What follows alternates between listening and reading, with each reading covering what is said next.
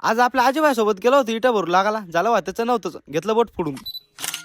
तर जय श्रीराम मित्रांनो, मी तुमचा अमोल. तर आजच्या दिवसाची सुरुवात झाली आपल्या आजोबासोबत. हे चाप आला होता आपल्याकडे सकाळी सकाळी, आता जाऊ नये म्हणे 5 मिनिटात बाहेरून. आता तुम्हाला पण माहितीये आपल्या जिगरी मित्राचे 5 मिनिटं म्हणजे 2 घंट्याच्या बरोबर. आणि येथे येऊन पाहतो तो काय, या दरवाजाला होती कुलूप. आधीच आमच्या दोघा मागे 7:30 आणि त्यात आमचे काम. आम्ही दोघं जर एखाद्या ठिकाणी एखादं काम करत असलो ना, काही ना काही कुठाने केल्याशिवाय काही वापस येत नाही, कारण आमच्या दोघांच्या अंगातले किडे आम्हाला काही शांत बसून देत नाही.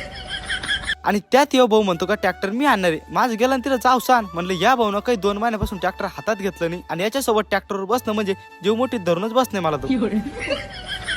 आणि ते ट्रॅक्टर वळून आणलं इकडे इटाच्या बाजूला, कारण आम्हाला न्यायचे ते इटाचे तुकडे. आणि तेवढ्यात तुमच्या भावना करून ठेवला नवीन कुटाणा, घेतलं बोट फोडून. रोज उठलो का मी नवा लफड आहे माय होती, उठलो का लफड. तेवढं तिकडे मला आंब्याच्या झाडाला दिसलं काय रे, म्हणलं याला तोडल्याशिवाय आपण काही शांत बसणार नाही. आणि तोडल्यावर लगेच धुतली आणि करून टाकला तुमच्या भावनेचा कार्यक्रम. आता तुम्ही माणसां काम त्याच होतं आणि तू कशाला आलता. अरे जिगरी दोस्त बोलते और सबको कोलते.